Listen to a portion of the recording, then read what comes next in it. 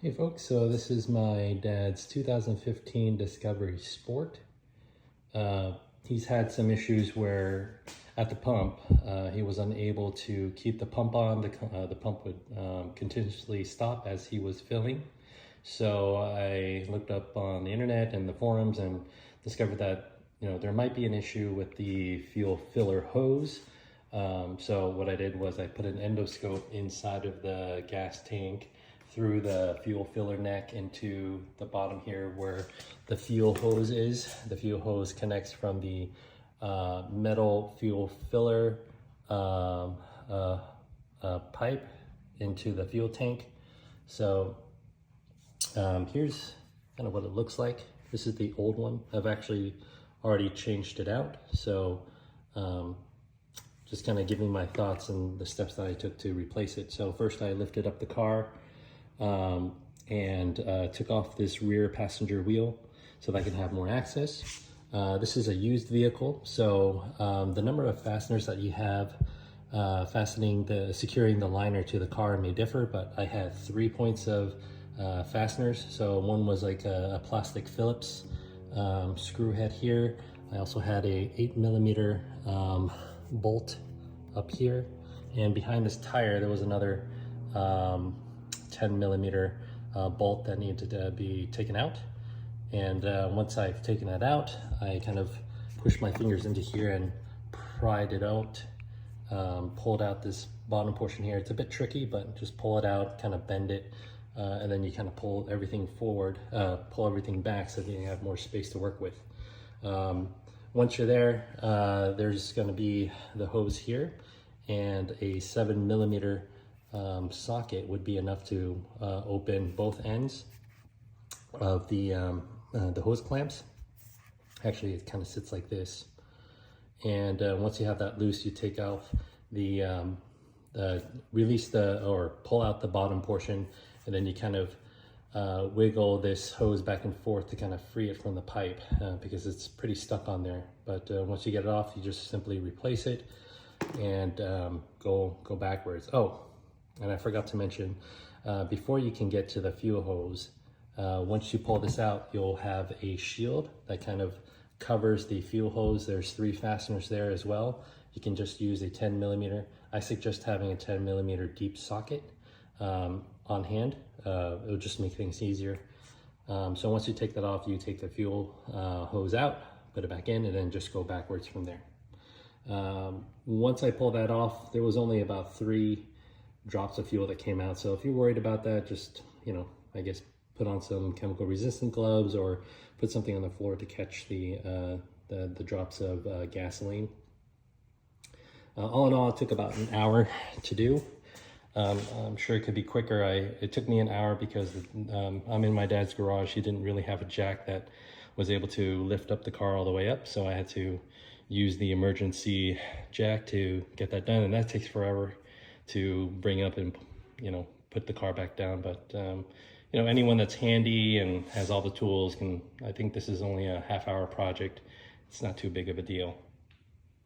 So this is the part here that I'm replacing, LR061055. I picked this up at Land Rover Paramus in New Jersey when I was out on a business trip. So this is the part here. And to access the old part, I removed the rear wheel, the rear passenger wheel. Removed some fasteners here, and I think it was only 3 on this vehicle. 1, 2, 3. There are 3 different types of fasteners. Once you take a look, you kind of figure that out. And kind of peel it back. Review is this. Actually, what you'll see is a cover plate kind of covering this area here. Sorry, I should have done this, started recording when I started this process, but I forgot. So there's a metal piece here that kind of covers that, and a shield. There's 3 fasteners that you unscrew. 2 of them are 10mm sockets. And I believe Actually, all of them were 10 millimeters. Anyways, once you remove this, you can see that there is a hose clamp there and a close clamp here. You remove and then simply just replace the hose. All right, hopefully that helps. I might show you a better view of the old hose and the problem that it had. So if you look inside here, you can tell that the inside is obstructed by the inner part of the hose. Up here it's even worse. So you can see that. All right, folks, I have the new hose on, and I just went in reverse. I first put on this end first, and then I twisted this in place onto the middle hose here. And one thing to note is that you see this white line here. I believe this indicates that it should be facing forward. So just orient the hose and make sure there's no kinks. They should just slide in and then kind of fit it in where the entire hose fits in right, and you have this white line facing forward. The new hose doesn't come with a hose clamp, so I just took this from the old part. So I'll be tightening that down, tightening this down here. Okay, so I just tightened these down. Again, I used a 7 millimeter socket wrench, and you just kind of want to get that snug on there so that it won't move, but do not over tighten. I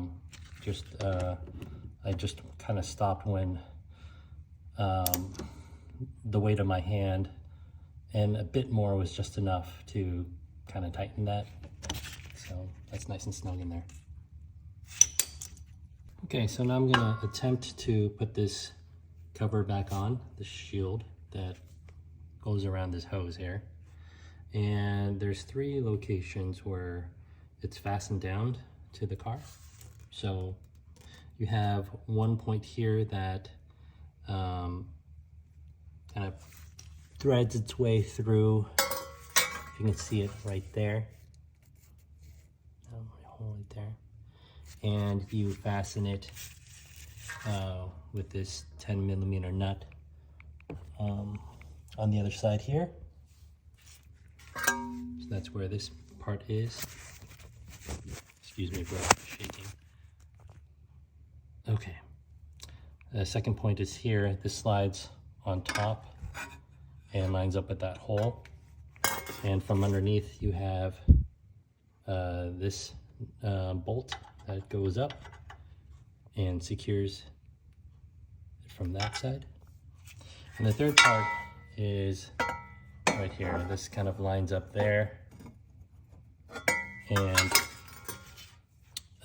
you have this nut here that fastens that down. So it was kind of tricky taking it out, so it's going to be tricky putting it back in, but hopefully it won't give me too much trouble. Okay, so the plate went on a bit easier than I thought it would, but I ran into an issue where I couldn't press up the plate flush against the frame of the car because this was not supposed to be here. I should actually loosen this and turn it where it kind of lands over here somewhere, so that when I put on the plate, it doesn't butt up against this and push it out. So I'll get that done and I'll show you what I mean. Okay, so what I did was I moved the fastener nut back up here so that it's out of the way. It's not butting up against this plate here. So that just made it easier for me to just kind of fit it right there. So there we go. I'll just fasten those down and I'll be done. Okay, there you go. It's all done. I fastened all of the bolts and the nuts where it needs to go. Nice and tight. So I'm just going to tuck this back in and secure this back onto the vehicle.